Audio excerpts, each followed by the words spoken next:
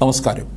മലയാളി വാർത്തയിലേക്ക് സ്വാഗതം. പത്തനംതിട്ട ലോക്സഭാ മണ്ഡലത്തിൽ NDA സ്ഥാനാർത്ഥി അനിൽ ആന്റണിക്ക് വേണ്ടി പ്രധാനമന്ത്രി നരേന്ദ്രമോദി ഈ മാസം 15-ന് പ്രചാരണത്തിനെത്തുമ്പോൾ UDF സ്ഥാനാർത്ഥി ആന്റോ ആന്റണിക്ക് വേണ്ടി കോൺഗ്രസിന്റെ തലമൂത്ത നേതാവും അനിൽ ആന്റണിയുടെ പിതാവുമായ AK ആന്റണി എത്തുമെന്ന പ്രതീക്ഷയിലാണ് കോൺഗ്രസ്.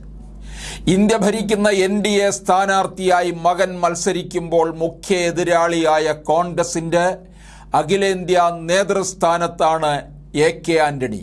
ബന്ധങ്ങളെക്കാൾ ഉപരി ആദർശത്തിന് പ്രാധാന്യം നൽകുന്ന AK ആന്റണി പത്തനംതിട്ടയിലെത്തിയാൽ കേരളത്തിലെ പ്രധാന എതിരാളിയായ LDFിനേക്കാൾ വിമർശന വിധേയമാക്കേണ്ടത് രാജ്യം ഭരിക്കുന്ന NDAയുടെ സ്ഥാനാർത്ഥിയും മകനുമായ അനിൽ ആന്റണിയെയാണ്.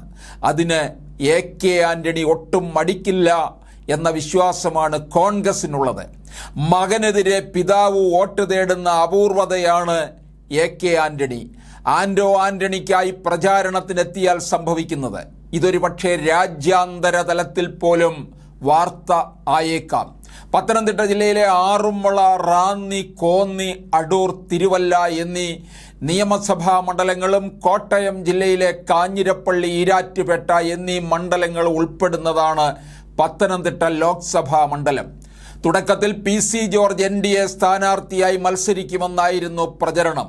എന്നാൽ സ്ഥാനാർത്ഥി പ്രഖ്യാപനം വന്നപ്പോൾ അനിൽ ആന്റണിക്ക് നറുക്കു വീണു. തുടക്കത്തിൽ അനിലിന്റെ സ്ഥാനാർത്ഥിത്വത്തോടുള്ള തൻ്റെ എതിർപ്പ് PC ജോർജ് വെളിപ്പെടുത്തിയെങ്കിലും മഞ്ഞുരുകിയത് പെട്ടെന്നായിരുന്നു. പത്തനംതിട്ട തൃപ്പാറ ക്ഷേത്രത്തിൽ ഉത്സവത്തിൻ്റെ ഭാഗമായി ദർശനത്തിന് അനിൽ ആന്റണിക്കൊപ്പം PC ജോർജ് എത്തി. അനിലിനെ PC ജോർജ് തിലകമണിയിച്ച ഫോട്ടോ മാധ്യമങ്ങൾ പ്രാധാന്യത്തോടെ പ്രസിദ്ധീകരിച്ചു.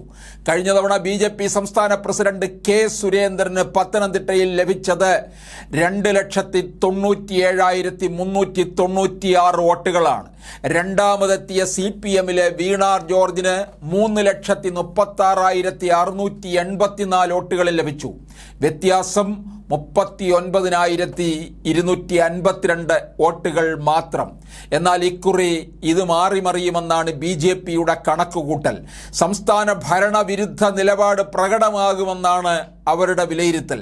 കാഞ്ഞിരപ്പള്ളി, ഈരാറ്റുപേട്ട തുടങ്ങിയ മണ്ഡലങ്ങളിൽ അടുത്തിടെ ക്രിസ്ത്യൻ വിശ്വാസികൾക്ക് നേരെ ഒരു വിഭാഗം നടത്തിയ ആക്രമങ്ങൾ BJPക്ക് അനുകൂലമായ സാഹചര്യം സൃഷ്ടിക്കും. കാരണം കോൺഗ്രസും CPMും മൗനം ഭജിച്ചപ്പോൾ അവിടെ ക്രിസ്ത്യാനികൾക്ക് വേണ്ടി ശബ്ദിച്ചത് BJP മാത്രമായിരുന്നു. ഇതുകൂടാതെ കോൺഗ്രസിൽ പ്രകടമായിട്ടുള്ള ചില എതിർസ്വരങ്ങളും അനിൽ ആന്റണിക്ക് അനുകൂല സാഹചര്യം സൃഷ്ടിക്കും. AK ആന്റണിയുടെ മകൻ എന്ന പരിഗണന നിരാശരായ ചുരുക്കം ചില കോൺഗ്രസുകാരെ BJPക്ക് അനുകൂലമായി ചിന്തിക്കാൻ വഴിയൊരുക്കും.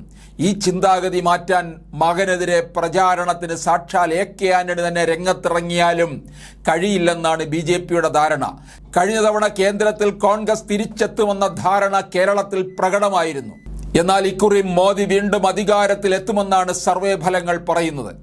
അതിനാൽ അനിൽ ആന്റണിയെ വിജയിപ്പിക്കാൻ ന്യൂനപക്ഷങ്ങൾ തന്നെ മുന്നിട്ടിറങ്ങുമെന്നും അനിലിലൂടെ വികസനം ജില്ലയിലെത്തിക്കാൻ കഴിയുമെന്നുള്ള പ്രചാരണ തന്ത്രമാണ് NDA നടത്തുന്നത്. കഴിഞ്ഞ 1.5 പതിറ്റാണ്ടിനുള്ളിൽ ആന്റോ ആന്റണിക്ക് ജില്ലയിൽ എന്ത് ചെയ്യാൻ കഴിഞ്ഞു എന്ന ചോദ്യവും ഇവർ ഉന്നയിക്കുന്നു.